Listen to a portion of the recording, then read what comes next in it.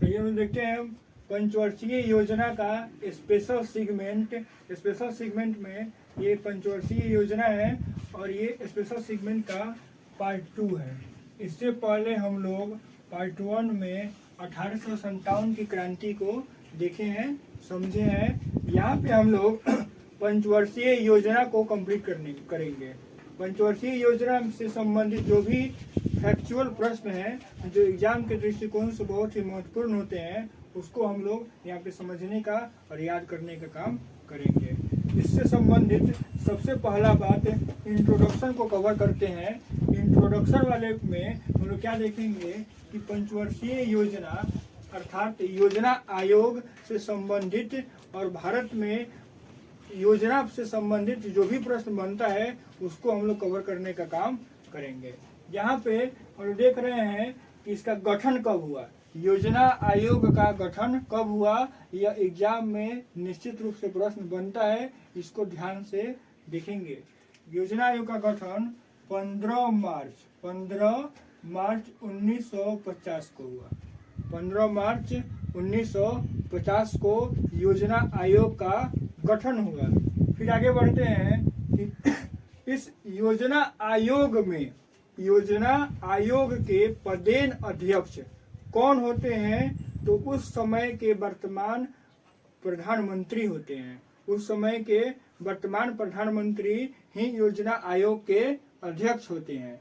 जैसे 1950 में भारत के प्रधानमंत्री जवाहरलाल नेहरू थे, तो इसलिए वे योजना आयोग के उस समय क्या रहे होंगे, अध्यक्ष रहे होंगे। अभी अगर योजना आयोग है या उसका नाम बदल गया है तो उसके अध्यक्ष कौन रहेंगे, तो नरेंद्र मोदी रहेंगे, क्योंकि वो अभी देश के प्रधानमंत्री हैं। इस प्रकार से हम लोग क्या देखे कि योजना आयोग के अध्यक्ष कौन हैं, तो योजना आयोग के अध्यक्ष हैं पंडित जवाहरलाल नेहरू और इसके उपाध्यक्ष कौन हैं, तो गुलजारी लाल नंदा। कौन थे, गुलजारी लाल नंदा थे। योजना आयोग के बारे में संविधान में जिक्र है कि नहीं है। हमारे संविधान में योजना आयोग के बारे में कोई बात नहीं लिखा गया है। योजना आयोग के बारे में संविधान में नहीं लिखा गया है, इसका मतलब संविधान में योजना आयोग का जिक्र नहीं किया गया है।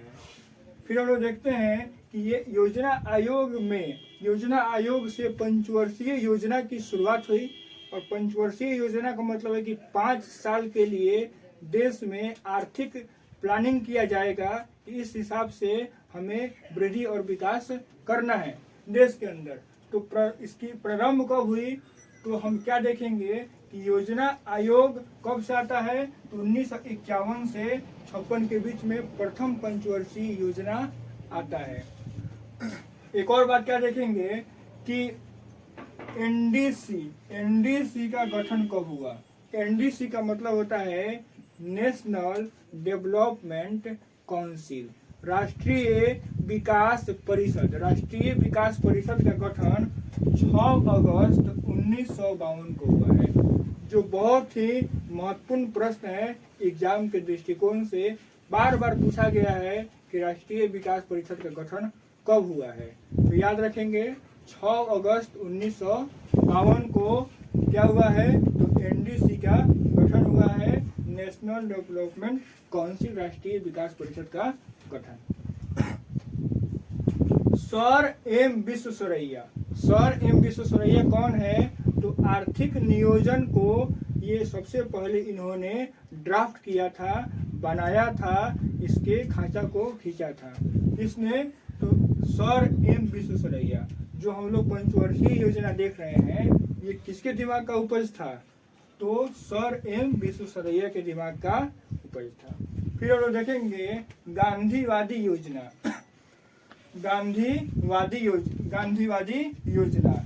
इसके ये किसने दिया था, तो नारायण अग्रवाल ने दिया था। किसने दिया था, नारायण अग्रवाल ने दिया था। क्या, तो गांधीवादी योजना किसने दिया था, तो नारायण अग्रवाल ने दिया था।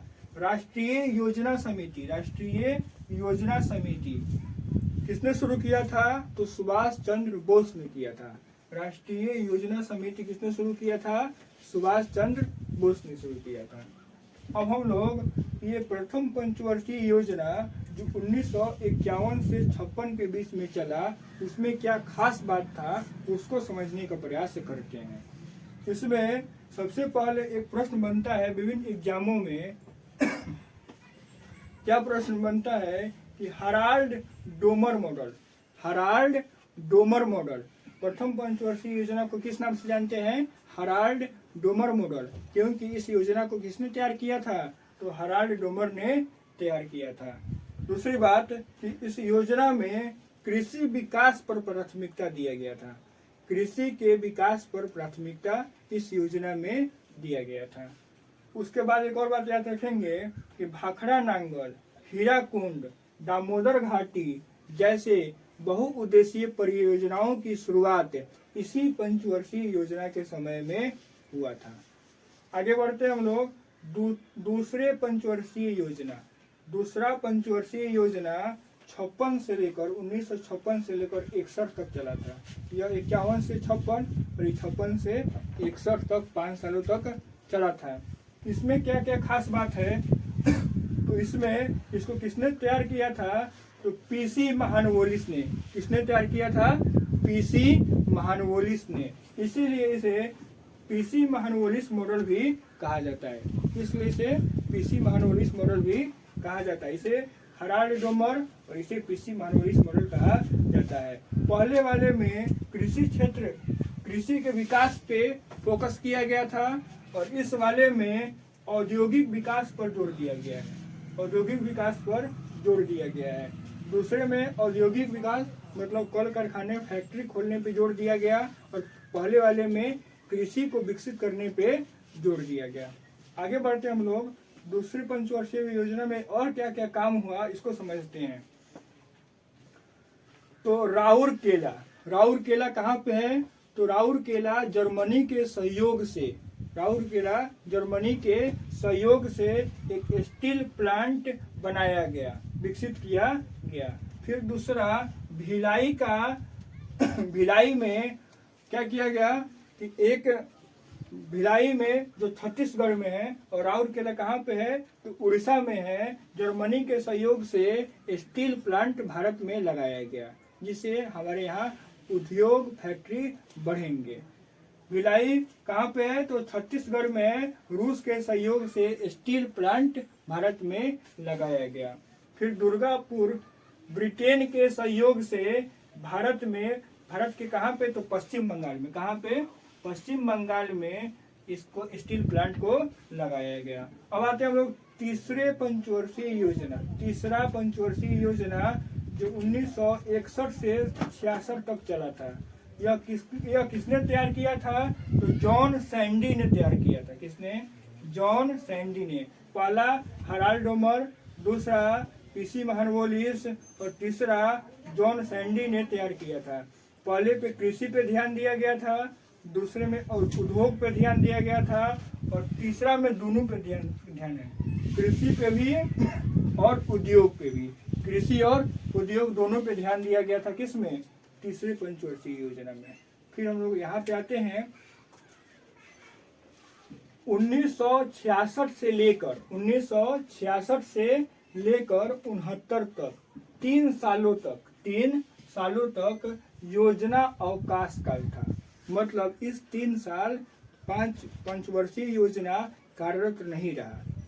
51 से 56, 56 से 61, 61 से 66 रहा और 66 के बाद क्या हुआ कि ये योजना कंटिन्यू नहीं रहा। इसके जगह पे 3 साल का प्लान आया।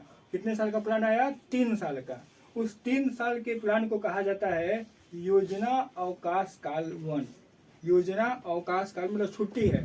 इसमें इस ड्यूरेशन में योजना नहीं लागू हो रहा है पंचवर्षीय योजना, इसलिए इसको कहते हैं योजना अवकाश काल 1 1966 से 1969 के बीच में।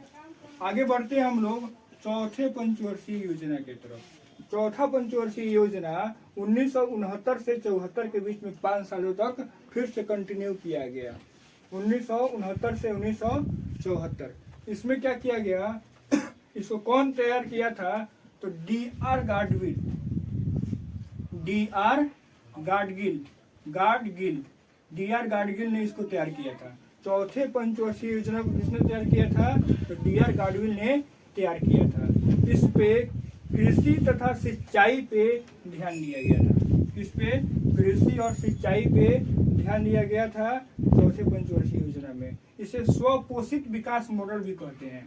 इसे स्वपोषित विकास मॉडल भी कहते हैं। और इसी चौथे पंचवर्षीय योजना के समय में 14 बैंकों का राष्ट्रीयकरण किया गया। ये भी प्रश्न बहुत बार पूछा जाता है कि 14 बैंकों का राष्ट्रीयकरण कब किया गया? तो 1969 में। कब किया गया? 1969 में चौथे पंचवर्षीय योजना के समय में 14 बैंकों का राष्ट्रीयकरण किया गया। और इसरो की स्थापना भी कब हुई? तो चौथे पंचवर्षीय योजना के समय में ही हुई थी। और कृषि दर मतलब क्या देखा जाता है कि इसी समय सबसे ज्यादा कृषि के क्षेत्र में विकास हुआ था। चौथे पंचवर्षीय योजना के समय में ही कृषि के क्षेत्र में सबसे ज्यादा रिकॉर्ड विकास हुआ था। आगे बढ़ते हैं हम लोग पांचवें पंचवर्षीय योजना के तरफ। 1974 से 78 4 सालों तक चला था। पूछता है एग्जाम में कि कौन सी पंचवर्षीय योजना 4 सालों तक रही थी? तो मात्र एक पंचवर्षीय योजना है जो 4 सालों तक चली थी, वह है पांचवी पंचवर्षीय योजना। पांचवी पंचवर्षीय योजना 1974 से 78 के बीच में चला था। इसको डीपी धर ने तैयार किया था। और इसमें गरीबी हटाओ का नारा दिया गया था। आगे बढ़ते हैं हम लोग। उसके बाद 78 के बाद भारत में बहुत बड़ा राजनीतिक परिवर्तन हुआ। इसमें क्या हुआ कि पहली बार भारत में गैर कांग्रेसी सरकार बनी। 1978 में भारत में पहली बार गैर कांग्रेसी सरकार बनी। किनके नेतृत्व में? तो मोरारजी देसाई के नेतृत्व में। मोरारजी देसाई कहाँ से हैं? तो गुजरात से हैं। गुजरात के पहले मुख्यमंत्री मोरारजी देसाई थे। बाद में चलकर यह भारत के पहले गैर कांग्रेसी दल के तौर पे यह प्रधानमंत्री 1978 में बनते हैं।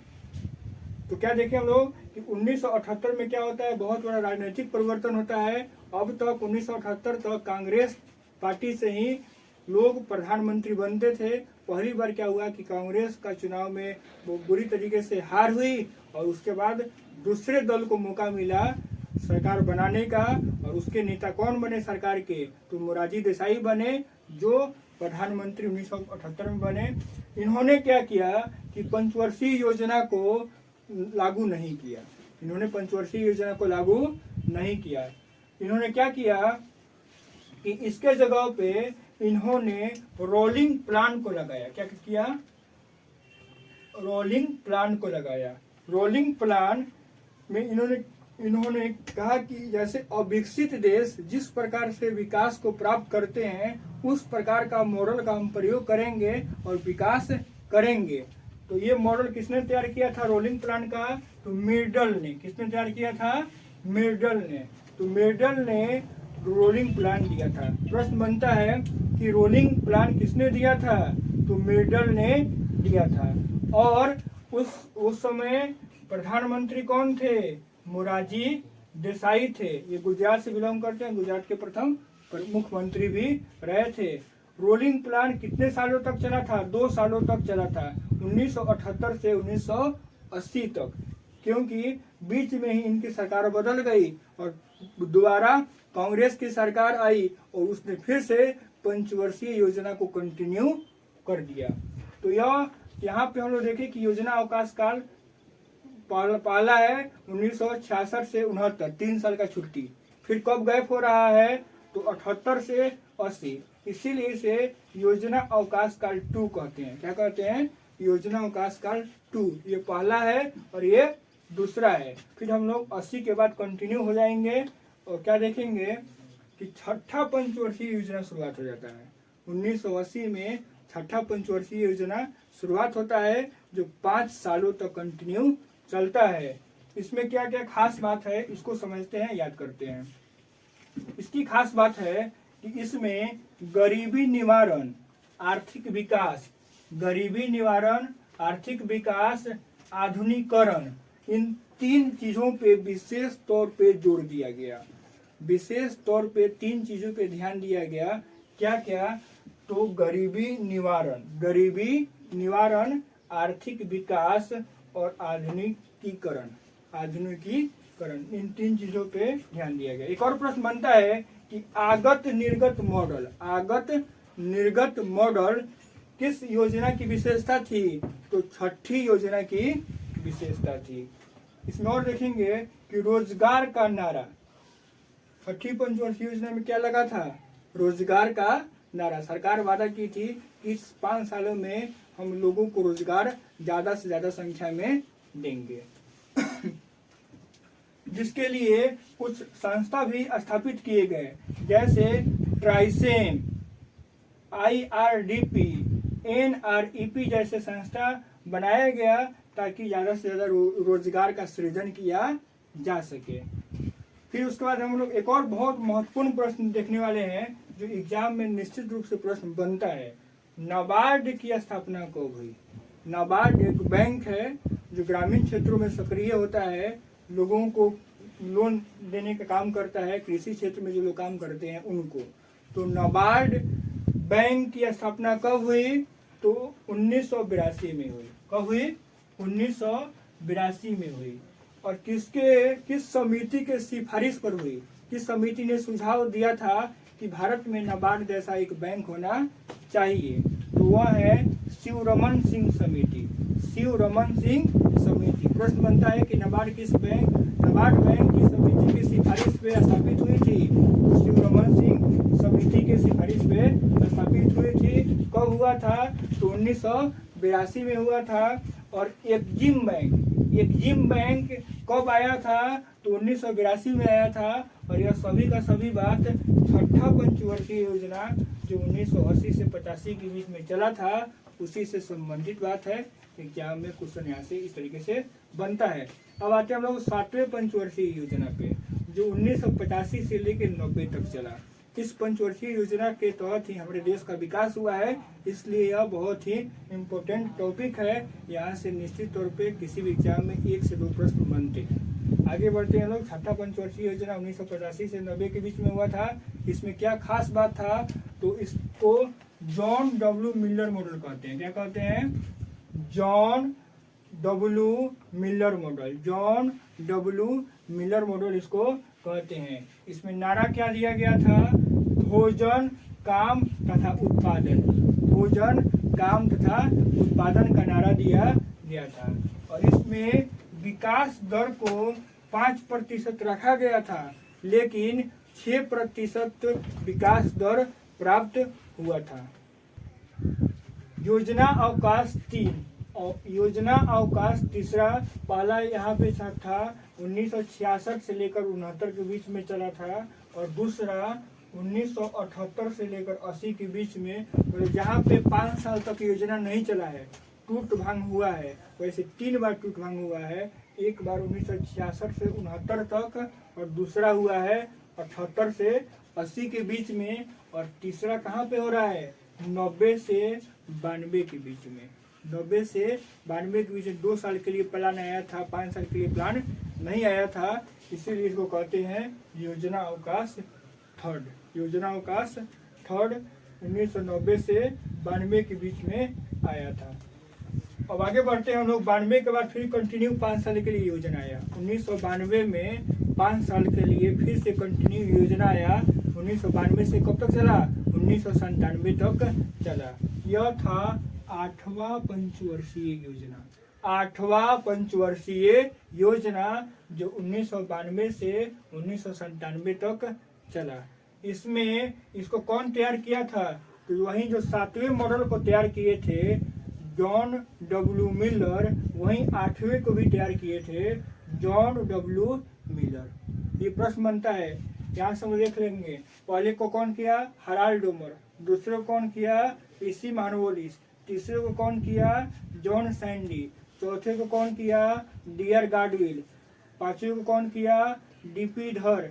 इसी प्रकार से हम लोग देखेंगे 7वें को डब्ल्यू मिलर, 8वें को भी डब्ल्यू मिलर। इसमें मानव संसाधन विकास पर ज्यादा ध्यान दिया गया, मानव संसाधन विकास पर ज्यादा ध्यान दिया गया। आगे बढ़ते हम लोग, पीएम रोजगार योजना। पीएम रोजगार योजना 8वीं पंचवर्षीय योजना की खास बात थी, और इससे भी ज्यादा खास बात थी एलपीजी सिस्टम लाया गया। एलपीजी सिस्टम का मतलब क्या है, तो इसका मतलब है हम क्या देखते हैं कि लिबरलाइजेशन, प्राइवेटाइजेशन और ग्लोबलाइजेशन, क्या उदारीकरण, निजीकरण और वैश्वीकरण, इन तीनों कॉन्सेप्ट को लाया गया भारत में। क्योंकि भारत में नई आर्थिक नीति कब आई, तो 1991 में आई। 1991 में भारत में नई आर्थिक नीति आई, और उस समय भारत के वित्त मंत्री डॉक्टर मनमोहन सिंह थे। कौन थे, तो डॉक्टर मनमोहन सिंह थे। और उस समय जब एलपीजी आया तो उस समय भारत के प्रधानमंत्री पीवी नरसिम्हा राव थे, पीवी नरसिम्हा राव थे। और उस समय भारत के वित्त मंत्री डॉक्टर मनमोहन सिंह थे, और उन्होंने ही 1991 में नई आर्थिक नीति लेकर आए, और उसी में एलपीजी का कंसेप्ट आया। और यह एलपीजी कंसेप्ट 8वीं पंचवर्षीय योजना की विशेषता है। आगे बढ़ते हैं हम लोग 9वें पंचवर्षीय योजना पे। 9वां पंचवर्षीय योजना 1997 से 2002 के बीच में चला। 1997 से 2002 के बीच में चला। इस पर मानव विकास के साथ साथ न्यायपूर्ण वितरण और समानता पर ध्यान दिया गया। किस बात पर ध्यान दिया गया, मानव विकास के साथ साथ न्यायपूर्ण वितरण और समानता पर ध्यान दिया गया। 9वें पंचवर्षीय योजना। 10वां पंचवर्षीय योजना जो 2002 से लेकर 2007 तक चला, 2002 से लेकर 2007 तक चला 10वां पंचवर्षीय योजना। इस पे गरीबी और बेरोजगारी को समाप्त करने का लक्ष्य रखा गया। गरीबी और बेरोजगारी को भारत से बिल्कुल समाप्त करने का लक्ष्य रखा गया। कब, तो 10वें पंचवर्षीय योजना में। 10वें पंचवर्षीय योजना 2002 से 2007 तक चला था। इसकी सबसे खास विशेषता थी इस योजना के समय में कि सर्व शिक्षा अभियान 2005 में आया था। इसी योजना के समय आया था। 2002 से 2005 के बीच में भारत सरकार ने शिक्षा को बढ़ावा देने के लिए एक प्रोग्राम लेकर गांवों तक आई, जिसका नाम था सर्व शिक्षा अभियान। सर्व शिक्षा अभियान 2005 में आया। फिर आगे बढ़ते हम लोग 11वें पंचवर्षीय योजना। 11वां पंचवर्षीय योजना जो 2007 से लेकर 2012 तक चला।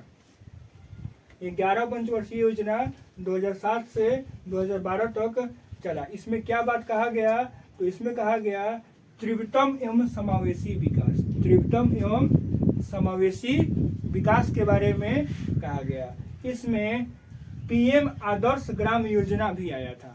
इसमें कौन सा एक योजना आया था, पीएम आदर्श ग्राम योजना। इस योजना की विशेषता है, यहाँ से प्रश्न बनता है। और अनिवार्य प्रारंभिक शिक्षा, अनिवार्य प्रारंभिक शिक्षा कब आया था, तो 2010 में। शिक्षा को लेकर 2 बहुत बड़े अभियान चले हैं, योजनाएं आई हैं। सबसे पहला है सर्व शिक्षा अभियान, 2005 में आया था। सरकारी स्कूलों पे लिखा होता है सर्व शिक्षा अभियान। उस अभियान का मतलब था कि ज़्यादा से ज़्यादा लोग अपने बच्चों को स्कूलों तक पढ़ने के लिए भेजें, ताकि वहाँ पे उनकी पढ़ाई पूरी हो सके।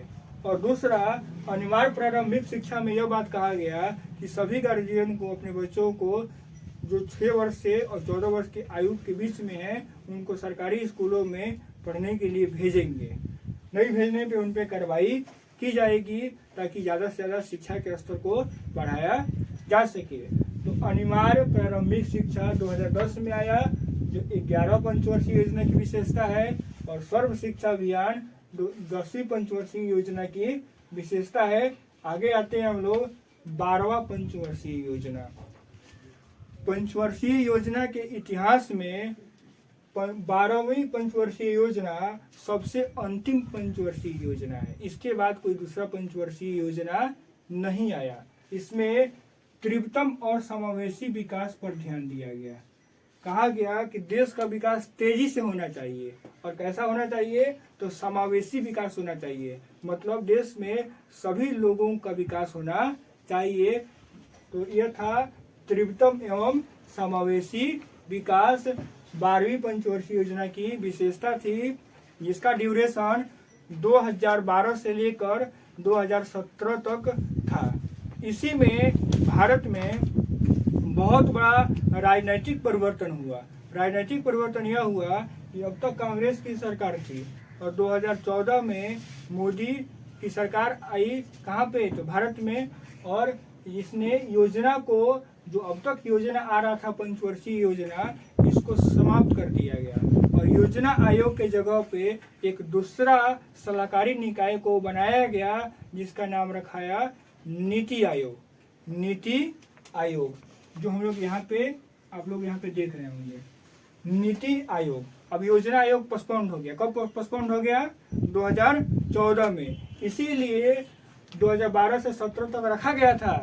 2 ही साल बाद उसको क्या कर दिया गया? समाप्त कर दिया गया और कहा गया कि अब देश का विकास एक ही बार 5 सालों के लिए जो रणनीति तैयार की जा रही है उस पर नहीं होगा। हर एक साल के लिए हम लोग प्लान लेके आएंगे और उसके साथ विकास करेंगे। तो ये बात हुआ कि इसके योजना आयोग के जगह पे कौन आयोग आ रहा है? नीति आयोग आ रहा है। नीति आयोग नीति आयोग की स्थापना 1 जनवरी 2015 को हुई। 1 जनवरी 2015 को। अभी बताएं कि 2014 में एनडीए की, बीजेपी की सरकार बनी, प्रधानमंत्री मोदी प्रधानमंत्री बने और नीति आयोग की स्थापना हुई, क्योंकि उन्होंने योजना आयोग को रद्द कर दिया, कैंसिल कर दिया और उसकी जगह पे एक नया आयोग आया, नीति आयोग, जिसकी स्थापना 1 जनवरी 2015 को हुई। इसके प्रथम सीईओ, नीति आयोग के प्रथम सीईओ थे सुधांशु खुल्लर। कौन थे? सुधांशु खुल्लर। और इसके प्रथम उपाध्यक्ष अरविंद पंगड़िया थे। इसके प्रथम उपाध्यक्ष अरविंद पंगड़िया थे। और दूसरे, एक होता है सीईओ और एक है उपाध्यक्ष। एक बात शुरू में ही समझा चुके हैं कि नीति आयोग हो चाहे योजना आयोग हो, इसके अध्यक्ष कौन होता है? तो उस समय के वर्तमान प्रधानमंत्री ही होता है। जैसे अभी नीति आयोग के अध्यक्ष कौन है? तो अभी भारत के प्रधानमंत्री जो हैं वही उसके अध्यक्ष होंगे। तो भारत के प्रधानमंत्री नरेंद्र मोदी हैं, इसलिए नीति आयोग के अभी अध्यक्ष कौन है? तो प्रधानमंत्री मोदी हैं।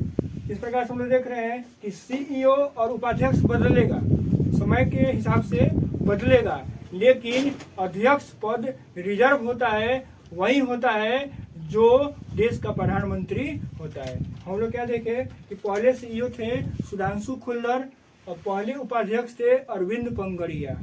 दूसरे सीईओ थे अमिताभ कांत। दूसरे सीईओ कौन थे? अमिताभ कांत। और दूसरे उपाध्यक्ष थे राजीव कुमार। दूसरे, पहले थे अरविंद पंगड़िया, दूसरे थे राजीव कुमार। यहाँ पे पहले सीईओ थे सुधांशु खुल्लर और दूसरे थे अमिताभ कांत।